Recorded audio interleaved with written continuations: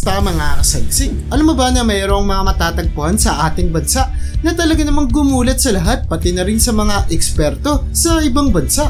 Kaya mula sa isa sa pinakakakaibang kainan sa mundo hanggang sa hindi matukoy na halimaw na inanod sa dalampasigan ng bansang Pilipinas, ay pag-usapan natin ang 10 nakakagulat na diskubre dito sa bansang Pilipinas. Kaya kung handa ka ng malaman ng mga ito ay simulan na natin. Number 10, kainan sa talon. Maniniwala ka bang sasabihin ko sa iyo na mayroong kakaibang kainan sa syudad ng San Pablo kung saan posible kang kumain ng kanilang mga inihahaing putahe katabi ang talon? Kung kaya't hindi may tatanggi na ito ang isa sa pinakakakaibang kainan sa buong mundo. Ang tinatawag na Waterfall Restaurant ay matatagpuan sa gitna ng ilog sa ibaba ng talon kung saan mayroon silang patakaran na bawal magsuot ng sapatos na talaga namang madaling maintindihan dahil sino ba naman ang gugusto yung magsuot ng sapatos kung ilulusong mo naman ang iyong paa sa tubig habang ikaw ay kumakain. Ang mga kagamitan sa pagkain at pagluto ay nakahango mula sa mga bamboo kung kaya talagang nakaterno bilang malapit sa kalikasan ang disenyo ng talon, kaya talaga namang nagbibigay ito ng natural na kagandahan na sadyang nagugustuhan ng ating mga kababayan at mga turista. Kumusta mga kasaliksik? Ako po si John Mark Guzman, ang boses sa likod ng Saliksik TV. At ngayon ay gusto ko kayong imbitahan na mag-subscribe sa Saliksik Gaming kung saan maglalaro at mag-e-enjoy tayo. Kaya ano pang hinihintay mo? Subscribe na at see you there kasaliksik. Number 9, lumubog na sementeryo.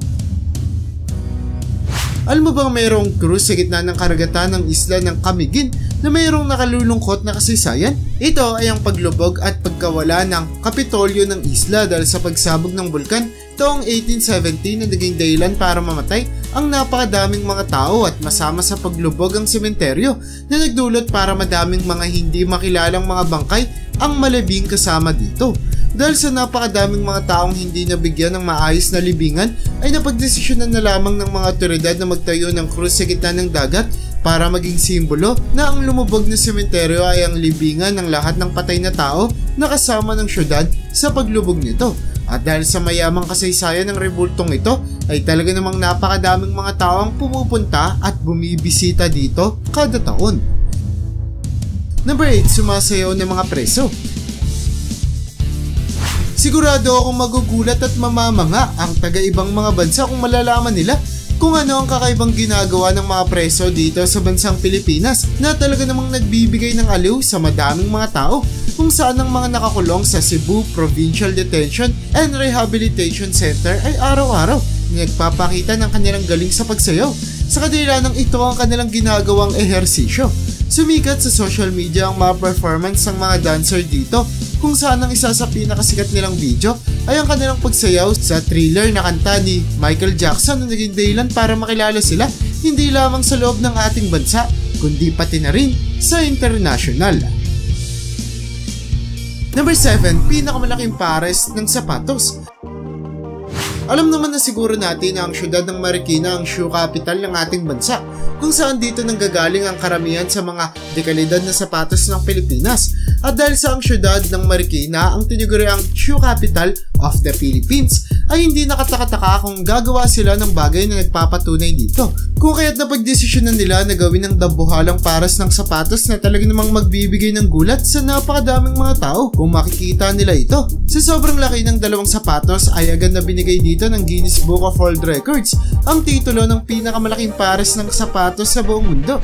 Kung kaya't hindi lamang naging patunay na shoe capital ng bansa ang syudad ng Marikina, kundi naging dahilan din ng sapatos na ito para makakuha na naman ang titulo ang bansang Pilipinas at may pakitang kaya nating makipagkumpetensya sa ibang mga bansa.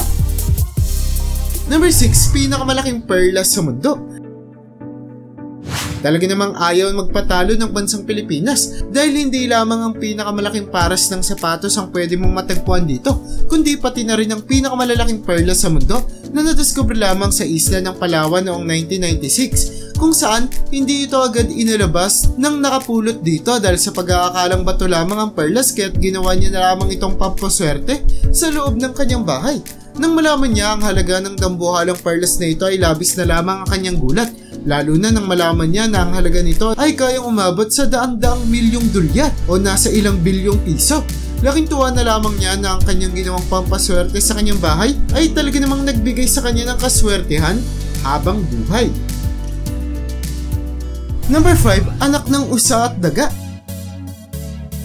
Tila ba naging anak ng usa at daga ang hayop na ito kung saan ang mga katangian ng dalawang hayop ay para bang pinaghalo at pinagsama papunta sa nilalang na ito na tinatawag na mouse deer o chevrotain na matatagpuan sa ating bansa, kung saan meron silang katawan na kagaya sa mga usa habang ang kanila namang ngipin ay mahahalin tulad sa mga daga.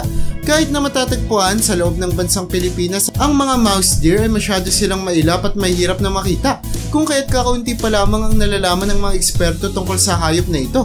Dulot na rin na sadyang napakahirap mahagilap ng mga mouse deer, kaya't kung makikita mo man ang hayop na ito ay hindi may tatanggi na sobra kang swerte.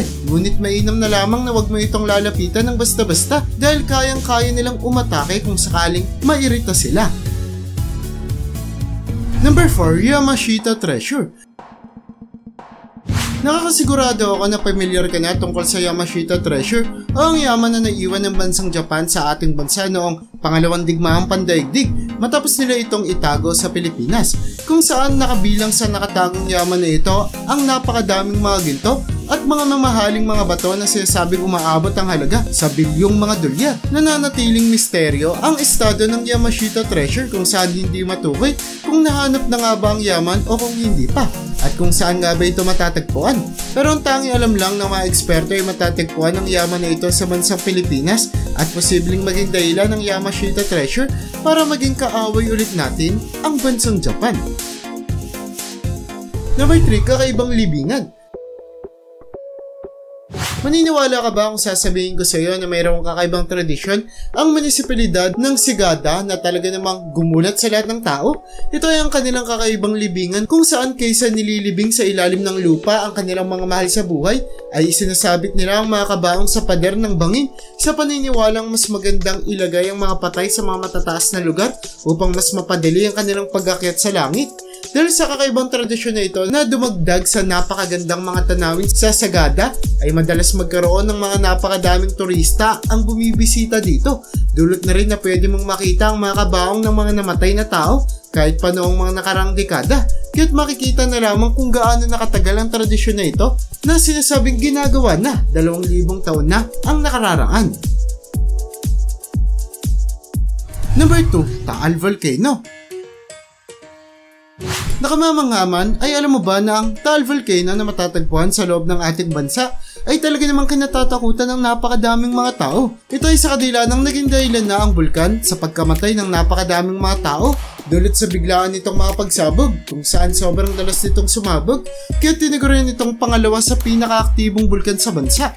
Nakakatakot man ay hindi pa rin may tatanggi ang angking kagandahan ng Taal Volcano kung saan matatagpuan ang isla sa gitna ng lawa na nasa gitna ng bulkan na nasa gitna pa ng isang lawa na talaga namang nagpamanga at lumito sa lahat ng mga tao pati na rin sa mga eksperto.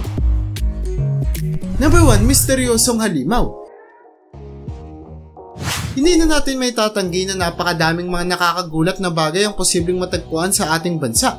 Kagaya na lamang na natuklas ang nilalang na ito na talaga namang naging dahilan para mapakamot sa ulo ang madaming mga eksperto. Dulot na kahit noon pang 2017 na tagpuan ng kakaibang halimaw ay hindi pa rin natutukoy kung ano nga ba ito hanggang sa kasalukuyan.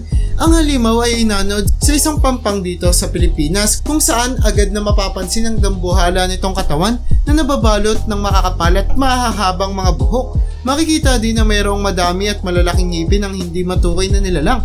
At dahil sa walang kahit na anong hayop sa ating kalikasan ng malapit sa itsura ng nilalang, ay hindi pa rin matukoy ng mga eksperto kung ano o saan ito nanggaling. At dahil sobrang nang naagnas at na-decompose ng mga bakterya ang katawan nito, ay sadyang nahihirapan ng mga ekspertong tukuyin kung ano nga ba ang halimaw, kaya't posibleng hindi na natin matukoy pa kung ano at kung saan ba ito nagmula.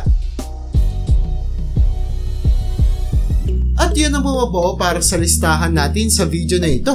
Talaga namang hindi magpapatalo ang ating bansa sa pagkakaroon ng mga kakaiba at nakakagulat ng mga bagay kung saan sa sobrang nakabibigla ng mga ito ay pati ang mga eksperto sa ibang bansa ay posibleng maguluhan at malito pa nga. Kaya para sa iyo, Alin sa mga discovering ito ang talaga namang gumulat sa'yo?